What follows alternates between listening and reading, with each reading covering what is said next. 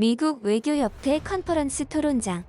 한국이 동북아시아에서 벌어지고 있는 각종 군사적 외교적 위기감을 단번에 해결할 수 있는 열쇠가 될 것입니다. 그 증거로 저는 오늘 여러분에게 해당 서류를 공개하겠습니다. 이곳에는 동북아시아 국제 외교 정세에 대한 대규모 컨퍼런스 행사가 벌어지고 있는 가운데 미 국무부 대변인 출신이 강단에 서서 다소 충격적인 발언을 하고 있습니다.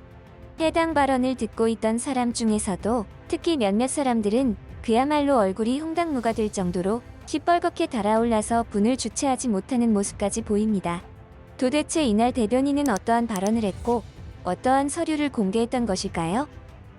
안녕하세요. 저는 미국 외교협회에서 근무 중인 폴 가르시아라고 합니다. 저의 직업적인 특성상 최근 전 세계적인 이슈로 거듭나고 있는 한국을 중심으로 한 동북아시아 국제 외교 정세에 대한 각종 컨퍼런스에 참여하고 있습니다.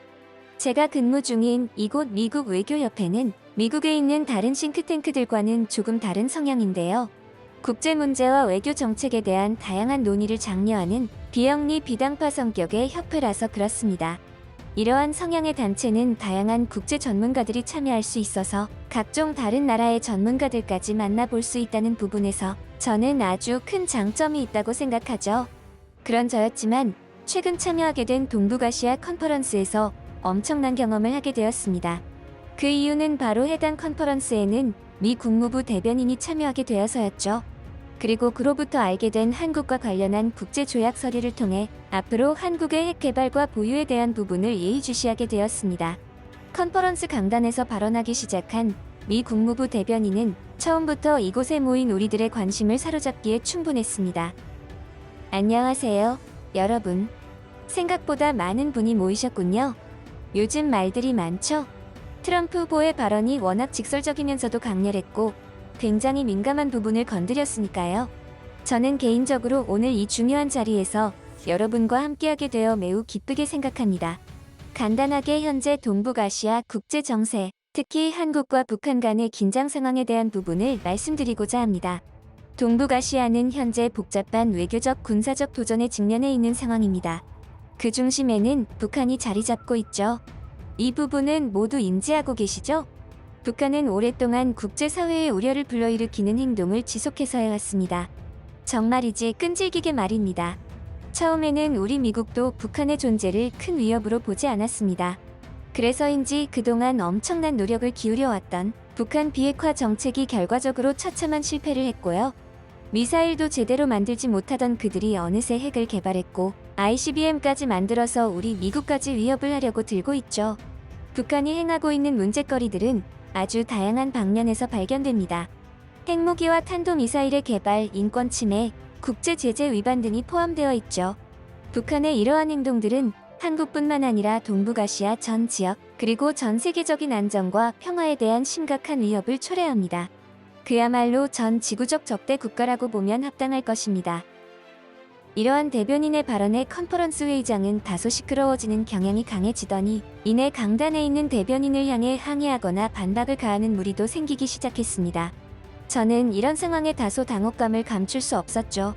미국 외교협회의 비영리 특성상 다른 국가들의 전문가들도 많이 참석하기는 했지만 이번처럼 대놓고 강단에 있는 사람에게 직접적으로 반발을 하는 경우는 거의 없었거든요.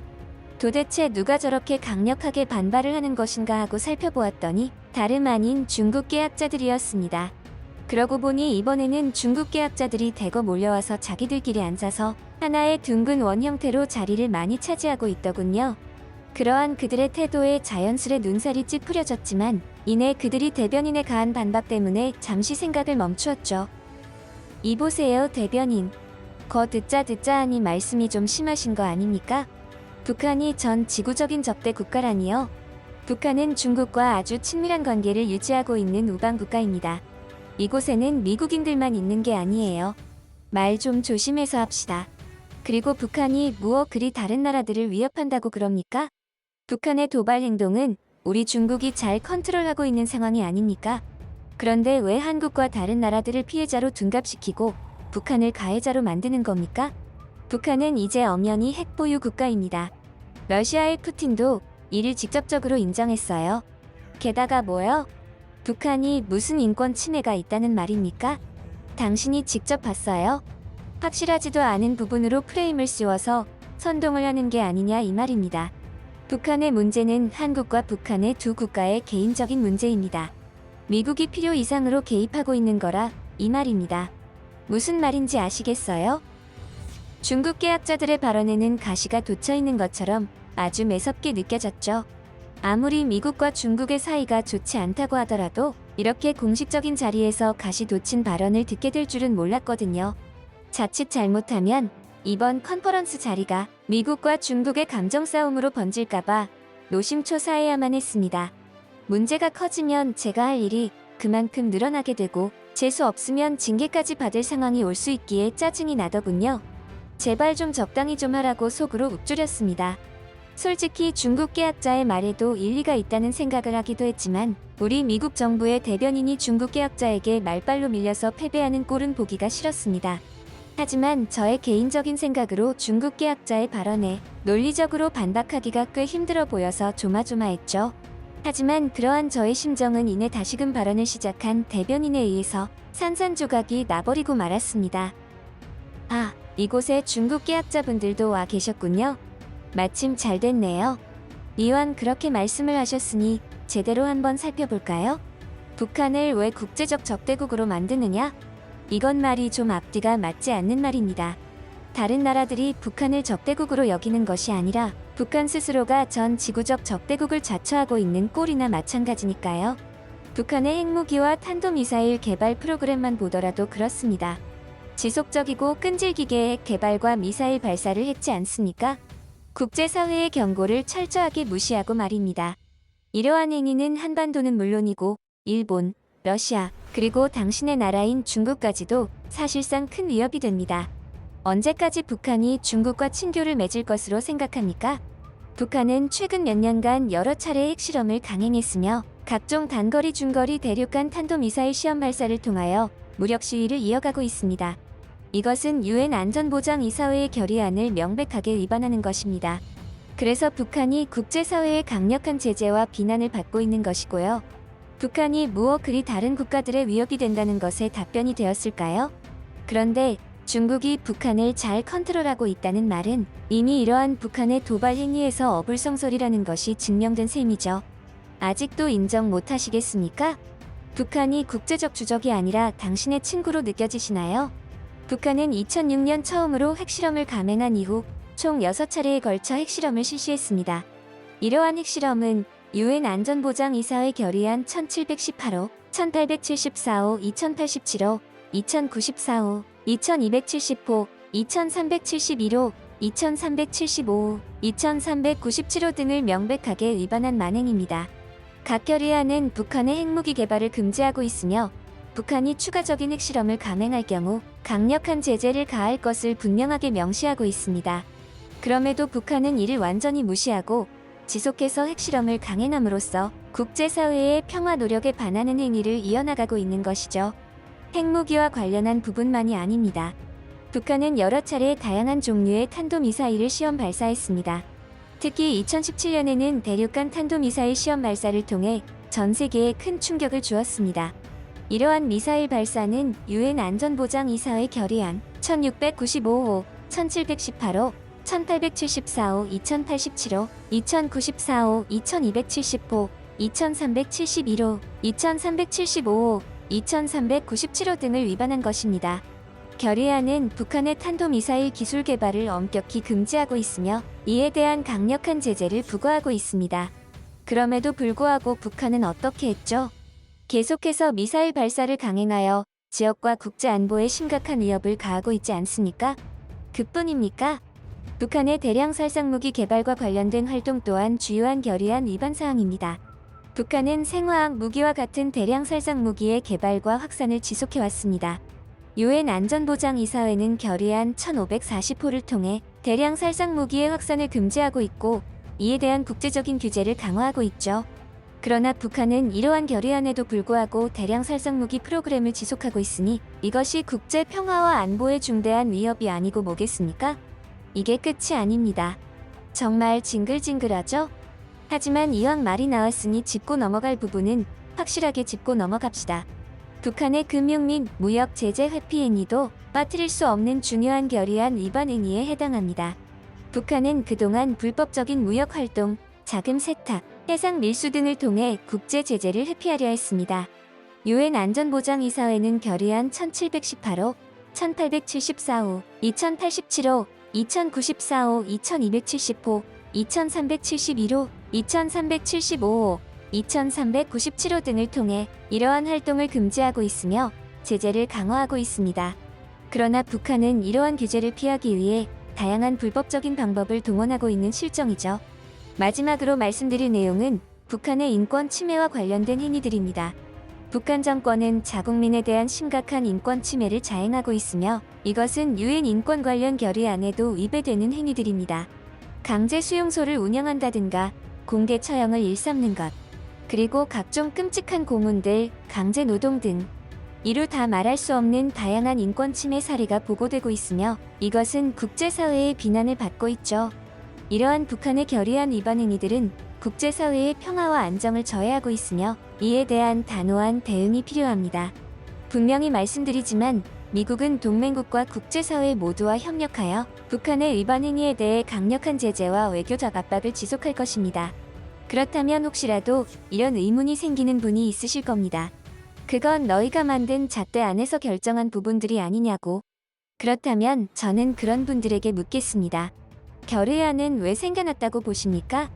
이곳에 계신 분들, 미국에 사시는 분들도 있으실 테고 다른 국가에 살고 계신 분들도 있으실 겁니다. 여러분이 사는 곳에 법규가 만들어지지 않은 나라가 있습니까? 그런 법은 왜 만들어졌을까요? 그건 바로 사회적인 약속입니다. 최소한 이것만큼은 지켜야 우리 모두가 행복하고 정상적인 삶을 영위할 수 있을 것 같은 그런 부분들만 모아서 만들어 놓은 것이 바로 법이죠. 유엔 안전보장이사회 결의안도 법입니다. 국제적인 평화와 안보를 유지하기 위해 만들어진 법 말입니다. 그런 법을 우습게 여기고 자기 마음대로 하는 자를 우리는 뭐라고 부르죠? 범죄자라고 부릅니다. 그리고 그들에게는 그에 합당한 죗값을 치르게 하고요. 따라서 트럼프 후보의 한국 핵 개발 허용 가능성에 대한 발언은 바로 이러한 동북아 정세에 대한 해결 방안 중 한 가지라고 보아야 합니다. 한국이 핵을 보유하고 있어야 국제적인 범죄자와 마찬가지인 북한의 각종 위협으로부터 자국을 보호하고 동북아시아의 평화와 안정을 실현할 수 있으니까요. 아까 질문하신 분이 북한은 중국이 잘 컨트롤하고 있는데 뭐가 문제냐고 하셨죠? 그렇다는 것은 중국이 북한의 이러한 범법 행위들을 지시하고 조정하고 있다는 말로 해석해도 되는 겁니까? 당신은 중국의 입장을 대변하고 있는 겁니까? 그 말에 책임을 질 수 있느냐 이 말입니다.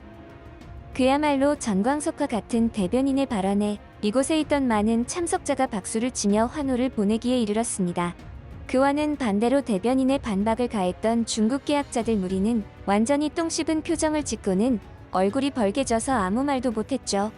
여기에서 깔끔하게 북한에 대한 의구심은 털어버리고 다음 주제로 넘어가게 될 것으로 생각했습니다. 하지만 그런 저의 생각과는 전혀 다른 생각을 가지고 있는 무리가 있었죠. 바로 조금 전에 질문을 가장한 반박을 했던 학자 무리였습니다. 분명히 말씀드리지만 저희 학자들은 중국의 뜻을 대변하지 않습니다. 중국을 대변하는 사람은 오직 시진핑 주석 한 명뿐입니다. 북한의 문제에 대해서는 그렇다 치고 한국의 핵 개발을 허용하겠다는 것은 트럼프의 실언이 아니겠습니까? 안 그래도 최근 트럼프의 건강 상태가 좋지 않아 보이던데 뇌졸 중이니 치매니아는 좋지 않은 의혹들이 나오고 있지 않습니까? 그렇게 컨디션이 좋지 않은 상태에서 나온 발언들을 신뢰해도 괜찮은 겁니까? 그렇지 않고서야 한국이 어떻게 핵을 개발하고 어떻게 핵 보유국이 될 수 있다는 말이 나온단 말입니까? 현실적으로 말이 안 되지 않느냐 이 말입니다. 한국이 핵 개발에 돌입하면 이역산 체제의 붕괴는 따놓은 당상이고 지역 군비 경쟁이 촉발할 것은 불을 보듯 뻔한 일이 될 겁니다. 그런 짓은 한국 스스로도 자멸할 일이기에 절대 실천으로 옮기지 않을 겁니다. 외교적인 고립이 되면 한국은 다시금 개발 도상국 시절로 돌아가고 말 것입니다. 북한을 보면 딱 답이 나오지 않습니까? 시간이 지날수록 가난해지는 국가가 북한입니다. 그리 되면 제 아무리 경제적으로 부유한 한국이라 하더라도 핵 개발과 유지에 드는 경제적 비용이 부담되는 시기가 올 것이고 한국은 그 시점부터 스스로 자멸하게 될 것이 분명합니다. 이러니 제가 트럼프 후보의 발언을 두고 실언이라고 하는 겁니다. 이와 같은 중국 개학자들 무리의 발언이 마무리되자 주변에서는 웅성대는가 하면 그 말에도 일리는 있다는 입장의 사람들이 늘어가는 듯 보였습니다. 사실 저 또한 핵의 비확산 체제가 붕괴되는 두려움 때문에 절대로 지금의 어떤 누구라도 핵을 개발해서는 안 된다는 주의였기에 자존심이 조금 상했지만 중국 개학자의 말에 더 신빙성이 있다고 생각했거든요. 게다가 실제로 트럼프 후보는 얼마 전 중요한 자리에서 발언하다가 30초 동안이나 멍하니 침묵을 유지하며 고개를 가로젓는 등의 이상 증세를 보인 바가 있어서 건강상 문제가 있는 것이 아니냐는 의혹들이 제기되었기에 후보의 발언 자체에 대한 신뢰성을 문제로 삼는 전략은 꽤 잘 통한 전략이 아닌가 생각했습니다. 그러한 생각까지 들자 그런 디테일까지 들먹거리며 반박을 가하는 중국 개학자의 발언에 이제는 해당 토론의 기세는 당연히 중국 개학자에게로 확 기울겠거니 생각을 했습니다. 하지만 그러한 저의 생각은 얼마 못 가서 대변인의 발언으로 인해 서서히 경악으로 물들었죠. 그러한 저질적인 인신공격까지 가하다니 이거 정말 유감이군요. 그래도 저는 최소한의 논리적인 토론을 하고 싶었는데 말이죠.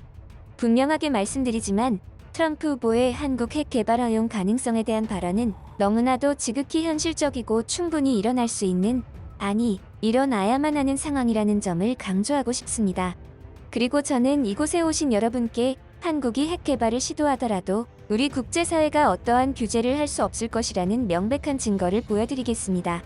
아까도 제가 언급했다시피 북한의 그러한 국제위법 행위들로 인하여 한국은 자국이 직접적으로 위협받는 상황입니다. 한두 번으로 끝나는 게 아닙니다.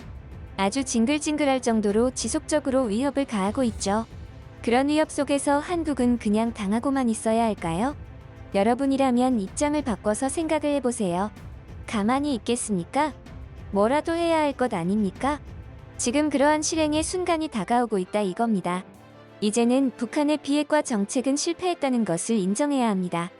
한국 스스로 북한으로부터 지역 안보를 지키고 억지력을 강화하기 위해서는 핵 개발이 반드시 필요한 상황이죠. 자주국방. 이것보다 더 훌륭한 명분이 있겠습니까? 한국은 현재 미국과의 강력한 동맹을 통해 안보를 유지하고 있지만 자주국방의 필요성이 나날이 강조되고 있습니다. 이는 미국 정부도 한국의 주한미군이 중국을 상대할 때 북한까지 나선다면 한국은 스스로 지켜야 하는 상황이 오게 될지도 모른다는 것을 인지하고 있습니다. 핵무기 개발은 한국이 독립적으로 국가 안보를 책임질 수 있는 능력을 제공하며 이것은 장기적으로 국가의 자주성을 강화하는 데 이바지하게 되죠. 또한 동북아시아는 현재 이미 복잡한 군사적 긴장이 존재하는 지역입니다. 중국과 러시아의 군사력 증강, 북한의 핵무기 보유 등은 지역 내 군사적 균형의 변화를 만들어내고 있는 불편한 상황이죠. 이런 순간이야말로 우리 미국의 강력한 동맹인 한국이 핵무기를 보유함으로써 군사적인 균형을 맞출 수 있게 되는 것입니다. 이것은 미국에도 한국에도 전략적 입지를 강화하는 데 큰 도움이 되는 일이죠. 그런데 많은 분이 한국이 핵 개발을 시도하는 것에 여러 가지 이유를 들먹이며 비현실적인 일이라고 치부하는 경향이 많습니다. 그 중에서도 특히 비확산 체제의 붕괴를 두려워하며 사실상 한국은 핵 확산 금지 조약의 가입국이라서 핵 개발이 불가능하다고 주장합니다. 그런데 여러분, 이 사실을 알고 계셨습니까? 한국은 이미 핵 확산 금지 조약의 탈퇴권을 보유 중이라는 사실 말입니다. 핵 확산 금지 조약 제10조에는 이렇게 명시하고 있습니다. 각 조약 당사국은 이 조약과 관련된 최고 이익이 위태로워질 경우 이 조약에서 탈퇴할 권리를 가진다. 탈퇴는 자국의 주권에 관한 결정으로 탈퇴 3개월 전에 모든 당사국과 유엔 안전보장이사회에 통보하여야 한다. 라고 말이죠.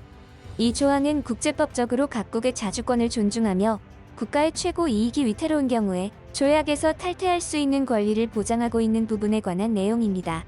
한국의 상황을 보세요. 북한의 지속적인 핵위협에 자국 최고의 이익을 심각하게 위태롭게 하고 있는 상황 아닙니까? 안보 위협은 굉장히 심각한 부분입니다. 북한의 핵무기와 미사일 프로그램은 한국의 생존과 안전을 직접적으로 매우 위협하고 있습니다. 단순한 안보 우려가 아니에요. 국가의 생존이 걸렸다 이 말입니다.